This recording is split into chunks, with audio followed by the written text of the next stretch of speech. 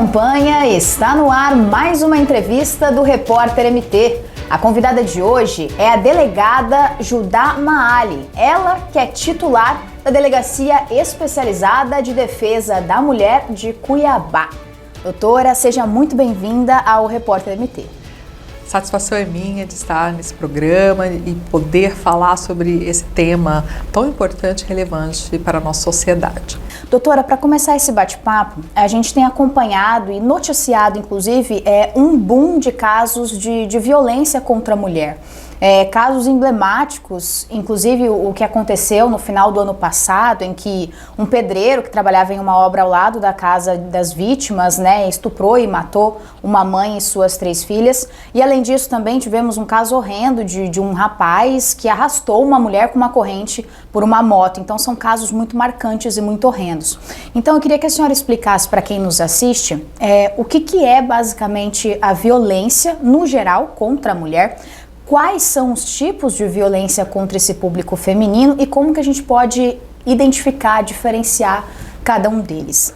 Eu digo que nós temos 8 tipos de violência, né? A Lei Maria da Penha retrata 5 tipos, mas a gente vai estudando a temática e já se tem mais 3 tipos, né? Sim. Nós temos a violência física, a violência moral, a violência psicológica, a sexual e a patrimonial, né? Essas estão constantes dentro da Lei Maria da Penha. Sim. Mas nós temos a violência institucional praticada, né, pelas instituições contra as mulheres, e nós temos a violência obstétrica, que acontece muito, Sim. sobretudo em mulheres negras, e nós temos também a violência política de gênero, né, que é muito comum contra as mulheres vereadoras ou aquelas que estão se candidatando, né, mulheres deputadas, enfim, nós temos ainda muitos casos de violência política de gênero.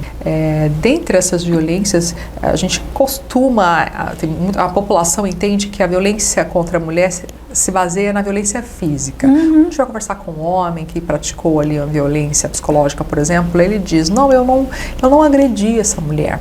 E quando a gente analisa os feminicídios, faço parte do Comitê de Feminicídio aqui de Cuiabá, que nós analisamos os feminicídios que ocorreram no ano de 2023. Sim. 70% dos casos, antes de ocorrer o feminicídio, ocorreu violência psicológica.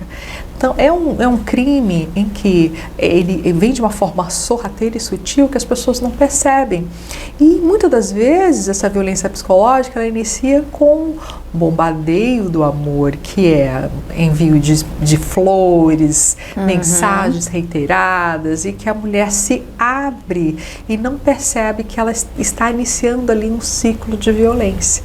Eu falo que a violência psicológica é um agente facilitador para as outras violências. Ela facilita a violência sexual, a violência patrimonial, porque há uma manipulação em que a mulher não percebe. Ela facilita a violência física, ela não percebe que ela está sendo vítima daquela violência porque ela está sob o manto de uma manipulação severa. E quando ela está recebendo todo aquele bombardeio de amor e ela está vivendo aquela lua de mel, ela se abre e permite que haja ali o isolamento, porque ele fala, vamos ficar aqui, né? Vamos deixar de ir em tal lugar, vamos ficar juntinhos, ou deixa de fazer essa academia, vamos ficar juntinhos. Não vai estudar, fica aqui comigo. Ou então ele arruma alguma confusão, um problema com os familiares, com os amigos, ou até mesmo é incisivo ao dizer que ela não deve andar com determinadas pessoas e busca o isolamento. Começa a cercar aquela mulher, aquela futura vítima. Ou dizendo que ele é o protetor, né? Então ele vai buscar essa mulher nos lugares, não deixa ela ter amizades e se estender, né, depois do trabalho, da escola, enfim.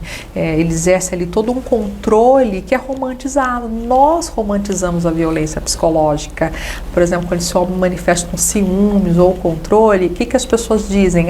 Ele está demonstrando proteção, que bonitinho. Isso, ou então ele está demonstrando ali um amor, né? A gente entende, até eu estava na escola agora fazendo a palestra, perguntei, né? Vocês entendem que ciúmes é amor? Até o rapazinho falou, eu entendo, né? Falou, não, ciúmes é crime, ciúmes excessivo é crime. crime. Sim. Violência psicológica tem nome, né? E nós precisamos orientar as nossas mulheres e também nossos meninos de que o ciúmes e o controle excessivo é crime de violência psicológica, né? Mas nós romantizamos essas condutas por muito tempo. E depois desse todo esse isolamento, ele começa a desvalidar essa mulher, dizendo que você parou a academia quando eu te conheci, você malhava, né? Hoje você engordou. Eu te conheci, você estava estudando, hoje você não faz nada. E ele fala muitas vezes para ela parar de trabalhar, para cuidar da casa, não deixe que eu vou ser o provedor. E ela cria uma dependência. Ela cria uma dependência. Então, quando a mulher se permite estar nesse lugar, porque a gente romantiza toda a situação, né? Sim. Nossa sociedade coloca a mulher para vivenciar a violência quando ela deixa de trabalhar e deixa de, ou então trabalha em trabalhos mais assim, trabalhos diários, né? Não é algo fixo ali todos os dias. Às vezes faz uma diária, alguma coisa assim, ou trabalha pouco para poder cuidar da casa, dos filhos, enfim.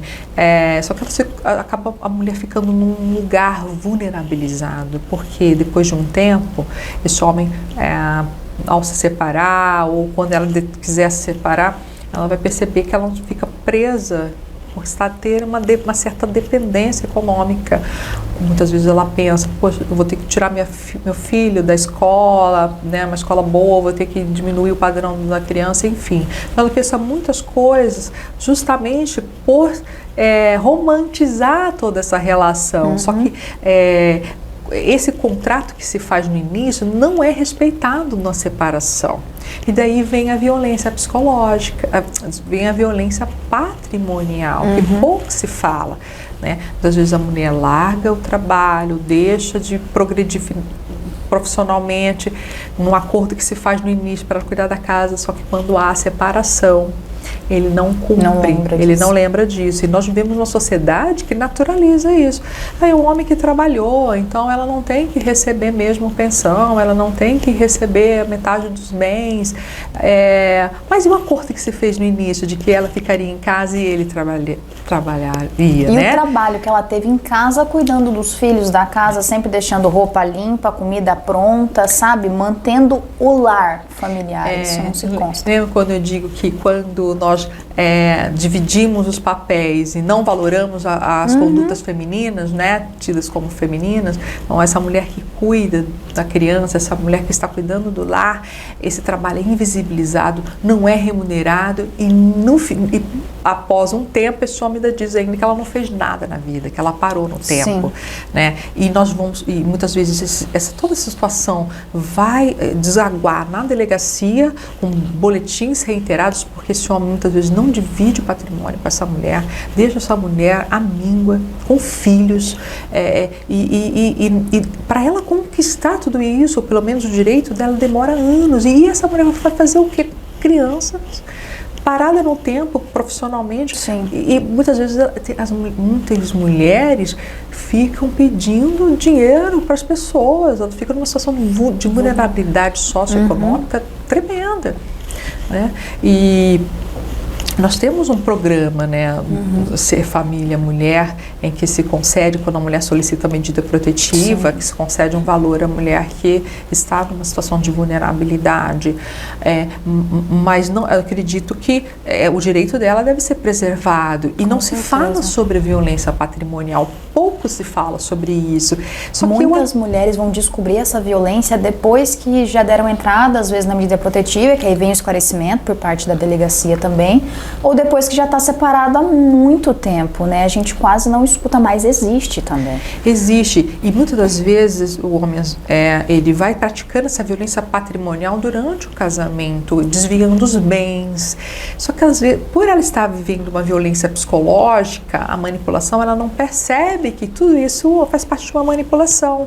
Quando ele fala, eu vou colocar esse carro no nome do meu irmão, por causa da empresa eu não posso colocar, enfim, ele arruma desculpa para desviar os bens, mas ela está sendo manipulada e ela acredita nisso, né? Então sempre oriento as mulheres, procure ter a participação efetiva dentro da participação efetiva econômica dentro da relação, para que não fique vulnerável. Nós não podemos romantizar esse comportamento das mulheres ficarem em casa tendo esse trabalho invisibilizado. Sim. Se for casar e vai ficar em casa, coloca isso num contrato. Coloque num contrato que vai ficar em casa, que ela tirar os bens, não serão desviados todos os bens, e que ela vai receber uma remuneração após o final do casamento. Tem países que isso, as mulheres têm muita consciência, elas sempre fazem um contrato. Vale esse alerta. A gente nem sabia, né, de que podia ser feito isso, mas é interessante alertar, porque assim, a gente quando casa, quando se envolve com alguém, quando começa a namorar, nunca imagina que isso vai acontecer. Não, porque essa pessoa não é assim, essa pessoa não faz isso, não imagina o término. Mas se acontecer, vale o respaldo, é preciso, tá? Muitas vezes os casais se unem, né? Vivem na união estável, não faz um contrato. Sempre aconselho as mulheres, vai morar junto, faz um contrato, casa, faz um contratinho e deixa tudo muito esclarecido. Vai ficar em casa cuidando dos filhos, coloca uma remuneração para já receber durante o casamento, isso no contrato. E após o fim, se for 10 anos juntos, tem direito a pensão tantos anos juntos. Colocar, a gente casa para sempre, mas infelizmente não é isso que acontece. Se não é isso que está acontecendo, os casamentos hoje estão fluidos, né? Então nós temos que vislumbrar e ser mulheres atentas a isso. Sim. Doutora, a mulher que percebeu que está sofrendo essa violência, seja ela qual for, qual que é a primeira pessoa, qual que é o primeiro órgão, qual que é a primeira coisa que ela tem que fazer, a primeira medida que ela tem que buscar? Olha, uma série de perguntas, e eu digo que a primeira porta é a delegacia da mulher, porque ali nós temos uma equipe multidisciplinar. Em outro lugar do estado, as delegacias estão preparadas para atender. Nós vamos fazer uma capacitação, a Coordenadoria da Mulher está buscando uma capacitação para fazer no âmbito estadual agora em fevereiro, e serão capacitações rotineiras, né, para que nossos policiais estejam cada vez mais capacitados para atendimento. Sim. Mas qualquer delegacia tem que receber essa mulher. Mas na Delegacia da Mulher de Cuiabá, onde eu atuo, nós temos uma equipe multidisciplinar para atender.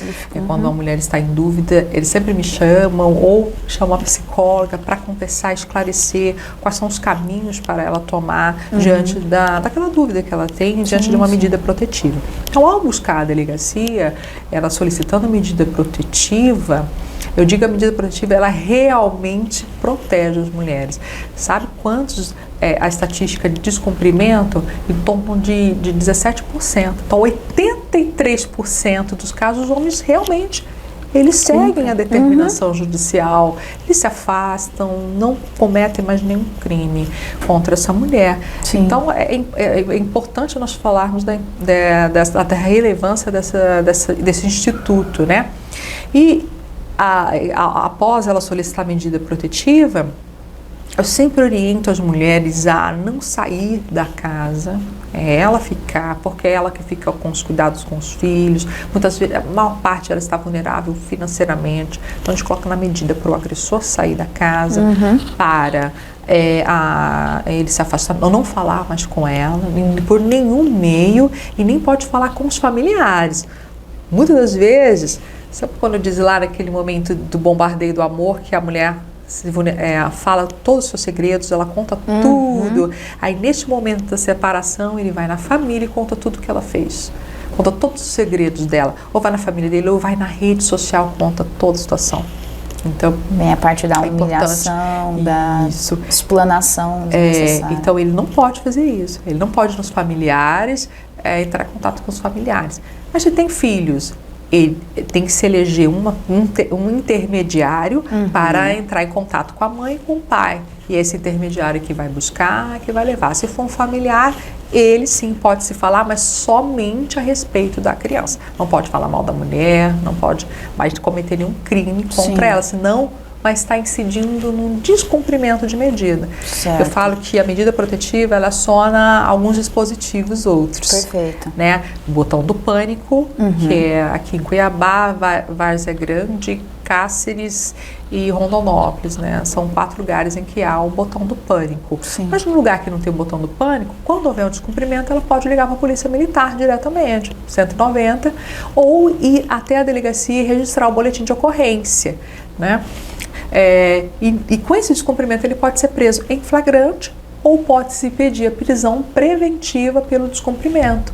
Porque na medida protetiva já fica estabelecendo esses pontos, que é o afastamento do agressor, a guarda dos filhos, tendo uma pessoa, no caso, que vá fazer o contato entre o pai e a mãe, nesse caso, fica estabelecido já na medida protetiva. Abrir a medida protetiva já estabelece, ou isso varia de caso para caso, doutora? Só para a gente entender. O afastamento do agressor, a proibição de que se fale com parentes, né, com ela. Não pode, se tiver arma, pode suspender a posse. Se tiver bens em comum, por exemplo, tem uma moto, tem uma bicicleta, tem um guarda-roupa, uma casa, coloca-se ali para proibição da venda. Uma casa, um carro, fica mais fácil. Um carro e uma moto fica mais fácil, porque coloca todos os dados ali, fica proibido pelo sistema de que ele não pode vender. Sim. Né? Aí, se tiver a questão da guarda, muitas das vezes não é definido ali na medida. Certo. Tá? Mas pode ser que a gente consiga, uma busca e apreensão de um bem que esteja na posse dele, um bem dela, né? A gente pode conseguir, às vezes não consegue, porque a mulher às vezes não tem a posse dos documentos. Não sabe definir, né, o que foi. Muitas vezes está com ele, né? Ele que detém todo o poder, muitas vezes, né? O poderio econômico, dos documentos, então fica mais difícil para ela conseguir, mas às vezes a gente consegue buscar, às vezes ela não consegue dar os dados, a gente consegue buscar ali. Mas enfim, se tiver toda a documentação, a gente até consegue uma busca e apreensão, a gente consegue a restituição do bem que esteja com ele, né? Então, esses são, se tiver posse, né, restringe, né, uma empresa, ela pode ficar como responsável dessa empresa já na medida, já sair. E se ela tiver documento dos filhos, já sai a pensão para os filhos. Isso a gente consegue nas medidas, né, uma pensão provisória, né, consegue também determinação. E já lá, na medida, já vem falando também sobre o intermediário. Certo. Pode ser que ela, comprovando também que a criança está em sofrimento, que ela está sofrendo violência, pode-se também suspender a guarda também dele. Certo. Né? Aí deixa para ele, fica determinada a guarda e ele não pode mais entrar em contato com os filhos. Mas tem que ser uma latente agressão às crianças, uma violência física, um estupro, né? Algo mais grave, maus tratos, algo mais grave que consiga se comprovar ali nos autos, né, já nas medidas. Doutora, aproveitando que a gente falou dessa questão das medidas protetivas, eu vi um levantamento feito no meio desse ano, inclusive pela Polícia Civil, que mostrou um aumento de aproximadamente 10% na quantidade de medidas protetivas emitidas do ano passado para esse ano. E aí gerou uma certa curiosidade. Essas medidas protetivas, as mulheres elas estariam talvez mais atentas e mais encorajadas a denunciar e procurar ajuda contra esse agressor? Ao que a gente pode atribuir esse crescimento na quantidade de medidas protetivas emitidas? Eu acredito que a conscientização das mulheres, né? Um trabalho como vocês estão fazendo agora, de divulgação, né, dessa temática. Sim. Então, cada vez mais a gente vem verificando a conscientização das mulheres, do seu papel na sociedade, da importância de solicitar medidas protetivas. Para você ver, dos 41 feminicídios que ocorreram no estado, né, esse ano, nenhuma tinha solicitado medidas protetivas. Nós temos uma que na verdade, fomos nós que buscamos a família. Ela tinha sido queimada.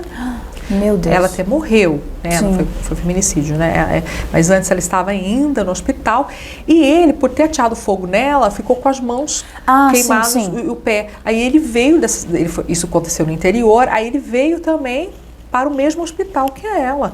Eu falei, não, vamos solicitar medidas. Eu chamei a família, vamos fazer aqui, mãe, vamos fazer, a senhora pedindo a medida para que ele não se aproxime. Ele não pode sair de onde ele está, ali no quarto que ele esteja, para ir onde ela estava. Já foi comprovada essa tentativa da parte dele, né? Só que ela morreu, né? Sim. Ela morreu, mas a gente conta a medida porque ela a medida foi pedida pela família, ela já tinha sofrido aquela tentativa, né? E aí logo depois ela morreu. Então consta na estatística de que tem essa medida protetiva. Mas antes ela vivia sofrendo diversas violências, sobretudo a violência psicológica, isolamento, controle, tinha um controle excessivo na vida dela. E quando ela rompeu o relacionamento, foi quando ele praticou essa violência contra ela.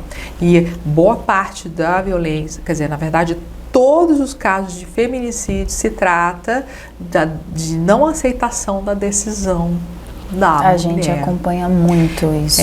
Seja, a maior parte se trata de rompimento da relação, né? Por isso que a medida protetiva é importante, que quando a mulher está tomando a decisão de terminar, ela já entra com a medida protetiva para que a decisão dela tenha força. Olha para você ver como nós vivemos num mundo em que a decisão da mulher não é respeitada. Ela precisa de uma medida protetiva para afastar, para dizer, olha, eu estou aqui separando de você e aceite a minha decisão.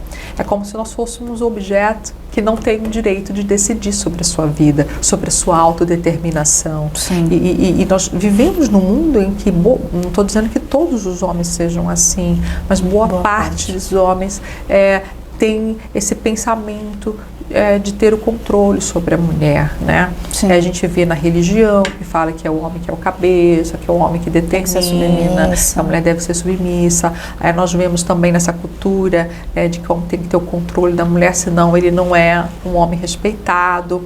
E os homens agressores, os homens abusivos, os homens machistas, eles pensam que a sua honra está no corpo da mulher. Por isso que quando ela toma a decisão de romper o relacionamento, ele não aceita e acaba matando a mulher. Ou praticando violências. Violência física, violência patrimonial, violência psicológica. A gente pensa apenas no feminicídio como a não aceitação da decisão da mulher. Mas nós recebemos todos os dias mulheres denunciando violências quando ela tomou uma decisão, seja porque ela decidiu, ou eu vou trabalhar, vou ver minha vida, ou eu vou romper esse relacionamento, ou olha, você não pode pegar criança. Nós tivemos um caso de feminicídio no ano passado, em que a mulher, a criança de 3 anos, ela quase morreu no hospital, quase morreu na piscina. Fomos usando droga, era um direito dele ficar no final de semana com a criança. Ele estava usando droga, isso nos autos, né? Ainda está em andamento na investigação, mas o que se tem é que ele estava usando droga e ela morreu, a criança quase morreu na piscina, foi reanimada no hospital. Diante disso, ela falou, não vou mais liberar a criança, você que entra na justiça para provar que você pode. A criança foi reanimada no hospital e ela negou que ele pudesse pegar a criança. O que ele fez? Matou a mãe dessa criança. Matou essa mulher. Então é como se não aceitasse a decisão da mulher. E outros casos, né, praticamente todos os casos, se tratou da não aceitação da decisão da mulher. E nós tivemos aquele caso do Sinop, no ano passado, que se tratou da objetificação da mulher. Né? Para a cabeça do homem machista, o que ele pensou? Porque aquele homem tem é um homem antissocial, né? Tem alguma coisa ali, não posso diagnosticar, mas a gente analisa, né? Mas ele pensou, tem 4 mulheres, né? Crianças, adolescentes, eu vou entrar e eu vou objetificar, porque ele foi ensinado a objetificar a mulher, a objetificação do corpo da mulher. E ele pensou, elas estão indefesas, estão ali sozinhas dentro de casa, o esposo, o marido, o pai das meninas está viajando. Exatamente. Tem o meu direito de usá-las. De forma bem esdrúxula falando. Exatamente, e matou. Assim, o feminicídio, ele tanto em casos de violência doméstica, quanto quando se tem o desprezo, o menosprezo à mulher. Quando se estupra uma mulher, nós estamos falando de menosprezo, desprezo à mulher. Né? Então, foram esses casos, né, dessas meninas, se trata de feminicídio também. E aproveitando que a gente está falando dessa questão do feminicídio, a gente acompanha o ranking do Fórum Brasileiro de Segurança Pública, que Mato Grosso está no topo do ranking de casos de feminicídio. É o estado, literalmente, que mais mata mulheres no Brasil. E aí, a senhora que trabalha diretamente com isso na Delegacia de Defesa da Mulher, o que a gente pode estar atribuindo a essa situação tão alarmante que acontece aqui no nosso estado? Por que tantos casos de feminicídio aqui em Mato Grosso, assim como tem no Brasil todo também? Eu penso que a gente precisa refletir sobre as nossas relações, a forma como nós estamos nos relacionando, né? Quando a gente naturaliza comportamentos, como eu disse, da violência psicológica, quando a gente naturaliza a diferença de papéis, né? A gente fala, olha, valorizando comportamentos masculinos, dizendo que é o homem que tem que ter o controle sobre a mulher, né? Tudo isso facilita a violência. As pesquisas demonstram, fizeram pesquisas em vários países, quanto maior a diferença entre os gêneros, quanto maior a diferença entre homens e mulheres no tratamento, a diferença salarial, a diferença em que você valoriza comportamentos masculinos e despreza o feminino, quanto maior essa diferença, maior vai ser a violência contra a mulher. Então, enquanto nós estivermos baseando a nossa sociedade numa crença machista, de que é um homem que tem que ter um controle, de que o comportamento dele sempre mais valorizado que a mulher, nós vamos estar vivenciando a violência. Nós também, eu acredito que a nossa sociedade prepara a mulher para viver a violência doméstica. Quando a gente coloca na nossa sociedade que a mulher precisa ter um homem para se sentir validada, né? De que o mais importante na vida dela é ela exercer aquele papel de cuidado, do papel de ficar em casa, né? que o seu emprego não é tão importante, que ela precisa ter aquele homem e ter o cuidado para com todos, que é somente a ela, a sobrecarga a mulher do cuidado, de tudo, e ela entender que esse papel é somente dela e que ela que tem que exercer. Isso nós estamos preparando a mulher para vivenciar a violência. E também a questão do romantismo, né, que desperta aquele dispositivo amoroso na mulher, de que vai vir um homem que vai protegê-la, e ela acredita nisso. E vem um homem que vem, muitas vezes, um homem abusivo, ele vem falando tudo isso para ela, para que ela se vulnerabilize, e ali depois ele pratica toda uma violência psicológica. O que nós temos que fomentar nas mulheres e nos homens é que, para se ter uma relação, nós precisamos de reciprocidade.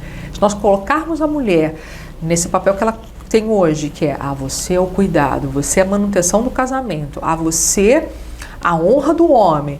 Então, quando você incute na mulher toda essa sobrecarga, e no homem toda a liberdade de se fazer o que quiser dentro da relação, que isso não mancha a sua imagem, nós não analisamos a conduta do homem, valorizamos inclusive essas condutas, nós estamos fomentando a violência. Agora, quando a gente busca a reciprocidade, vamos ter filhos, nós temos filhos, vamos cuidar juntos, nós temos uma casa, vamos dividir a responsabilidade, os dois trabalham, o controle financeiro é dos dois, ou esse ano eu controlo, ano que vem eu controlo, enfim, você dividir as tarefas e dar importância igual, equânime dentro da relação, e também você trazer a reciprocidade, eu faço, você faz, né? Andando juntos, aí nós vamos viver uma sociedade mais distante da violência.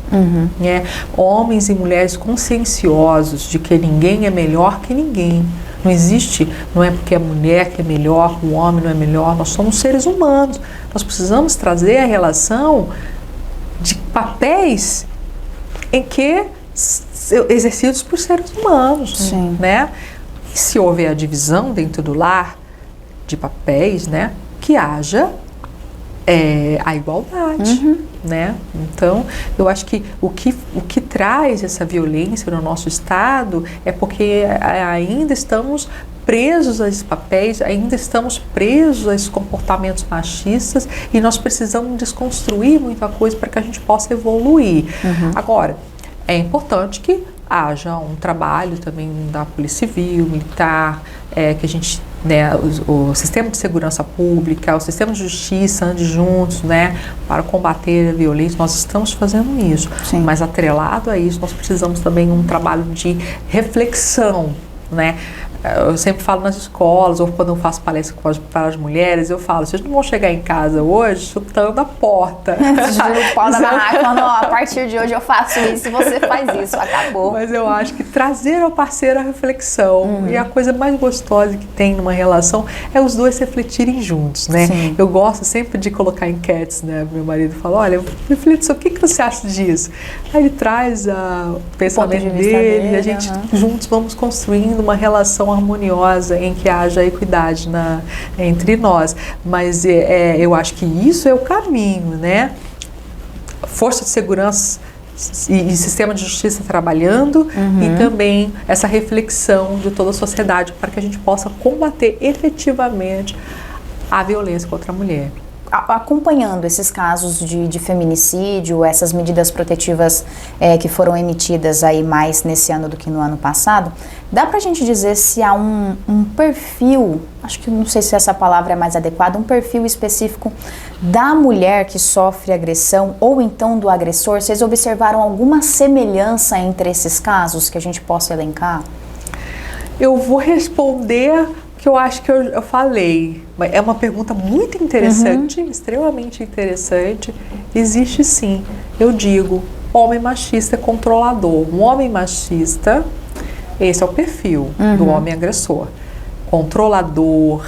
Então, quando aquele homem que vem sob o manto da proteção, exercer o controle dessa mulher, é um sinal de que ele vai ser abusivo, né?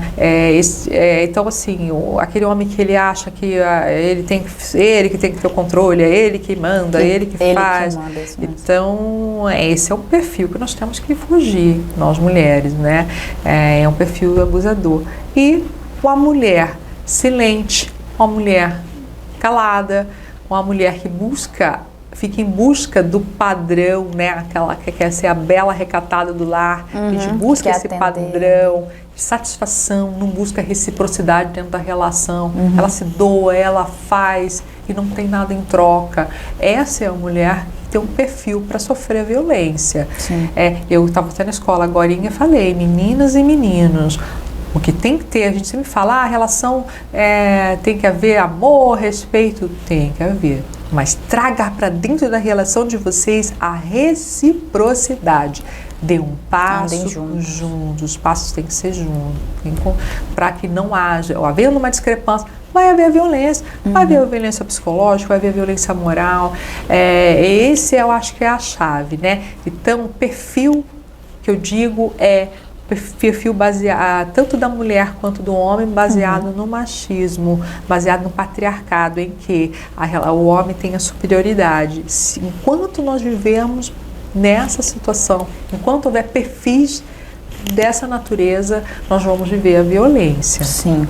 Doutora, por fim, nós tivemos recentemente aí a sanção, a aprovação de um projeto de lei da senadora Margarete Pussetti, conhecido como pacote antifeminicídio, que ele aumenta a pena para os agressores, né, os feminicidas, em até 40 anos. E aí vocês, da polícia, da delegacia, que lidam diretamente com essas vítimas, com essas mulheres, qual a avaliação de vocês com relação a isso, no sentido de o quanto isso pode impactar nos casos de feminicídio, nos casos de agressão, se isso pode diminuir, se vai afetar diretamente esses casos horrendos que a gente vem acompanhando no nosso estado? Bem, a minha análise é que para a família que perde a mulher, né, vítima de feminicídio, traz uma sensação de justiça, um sentimento de justiça, porque um homem que fique 30 anos, né, 40 anos respondendo ali, preso, traz um sentimento de que, por exemplo, imagina um filho, né, um órfão. Sim. Então ele chega, se o homem fica 10 anos preso apenas, ele, se tiver 2 anos, com 12 anos, bem capaz se for o pai, ainda pedir para ter contato com o filho e pedir perdão para esse filho, buscar o contato, né? Então, assim, quanto mais o maior tempo de distância desse homem com essa família, para que essa família passe uma geração, seria interessante que ficasse até mais tempo, né? Porque para que essa geração não convivesse com esse agressor, né? Mas eu acredito assim que esse tempo, né, dentro da razoabilidade ali, é interessante para que a família tenha esse sentimento de justiça, né? Mas eu acredito, é muito importante o aumento de pena, mas ele sozinho não resolve. O que resolve é a gente trabalhar com a conscientização de toda a nossa sociedade, a reflexão sobre a violência doméstica, né? Tem todo um trabalho de conscientização, né? Que eu acho que isso que vai conseguir, de fato, resolver, né, essa situação da violência contra a mulher. Porque assim, olha, eu fiz um trabalho também de palestra para os homens, né? E já participei do Papo de Homem para Homem, né? Que é um projeto da Polícia Civil. Sim. Em que todos os homens que recebem medida protetiva, eles passam por 3 sessões lá de conversa de homens para homens falando. Eu já participei, às vezes eles trazem algumas autoridades para falar com eles, né? E muitos não têm, eles primeiro não leram a medida protetiva, nem entendem, boa parte, e eles se sentem extremamente injustiçados, porque eles naturalizam esse controle das mulheres. Caramba. Eles acham, só que quando eles saem depois dessas sessões, eles falam assim, realmente, por que não conversaram comigo antes? Né? Então, assim, são homens falando, você não tem controle de ninguém. E se a gente pensar, essa é uma ilusão, né? Nós não temos controle nenhum sobre a nossa vida, nem de ninguém, nem de nada. E eu acho assim, eu sempre falo com os homens, falo assim, gente, quem tem filhos? Aí eles falam, vocês já perceberam que vocês não têm controle sobre ninguém? Nem porque das com os crianças, filhos, você imagina. ensina alguma coisa, daqui a pouco eles estão fazendo outra, e a gente não consegue dominar nem a nós. Eu falo assim, quem tem noção, se acontecer alguma coisa aqui, qual vai ser a sua reação, né? Uma bomba aqui, alguma coisa. Você acha que você vai agir de uma forma, mas na hora você age de outra. Então a gente não tem controle nem sobre nós, quanto mais com o outro, né? Então eu falo que essa é uma ilusão que nós temos na nossa sociedade, né? De achar que tem que ter o controle e esse é um trabalho que nós temos que fazer, né, com os nossos homens e mulheres, mostrando que coisas que nós romantizamos nós não podemos mais, né? Tá certo, doutora. Queria te agradecer pela entrevista aqui no Repórter MT, por esses esclarecimentos, está sempre dialogando sobre assuntos tão relevantes aqui para a nossa sociedade. Muito obrigada. Eu que agradeço a oportunidade e digo que se alguma mulher precisar conversar sobre violência patrimonial, como nós conversamos aqui, sobre violência psicológica, qualquer violência que venha sofrendo, né, até mesmo essas obstétrica, outras que eu falei aqui, é importante que pode me procurar, eu atendo, eu não recuso atendimento. Eu estando na delegacia, eu não recuso atendimento, mas nós temos uma equipe, lá eu tenho mais 4 delegados comigo, que estão ali também para atendimento, uma equipe muito sensibilizada. Eu tenho uma chefe de operações, Joana, que é maravilhosa, uma mulher muito sensível, atuante, pronta, né? Eu tenho também uma chefe de cartório também, que é extremamente sensível. Todos muito capacitados. Muito. E uma equipe de investigadores, de escrivães que trabalham demais. Nós somos a delegacia mais produtiva do estado. Caramba, nós tem muita mais referência. produz. Nós concluímos inquéritos, ouvimos pessoas com toda seriedade e celeridade, né? Sim. Então, eu digo que nós temos uma equipe totalmente capacitada para o atendimento. Então, tem uma dúvida, não quer registrar, vai conversar. Nós somos psicólogos, assistentes sociais para fazer todo um atendimento todo qualificado. Preparado aí para atender as mulheres. E se não quiser ir na delegacia, pode denunciar no canal da Polícia Civil, que é o 197, pode buscar a medida protetiva online, ela pode fazer online no site SOS Mulher MT, SOS Mulher MT. Nós temos também o canal 180, que vai também cair no gabinete do delegado para despacho. E se alguém souber de alguma vizinha, alguém que esteja sofrendo violência, pode fazer essa denúncia que nós vamos até o local para verificar a situação. Aquela história de em briga de homem ou mulher, briga de homem e mulher não se mete a colher, é só história mesmo, é coisa do passado, viu, tá acontecendo, faz o registro, você pode estar colaborando aí com uma vida, né, doutora? Com certeza. E assim, chegamos ao fim de mais uma entrevista no Repórter MT. Esses e outros conteúdos você confere no site repórtermt.com. Até a próxima!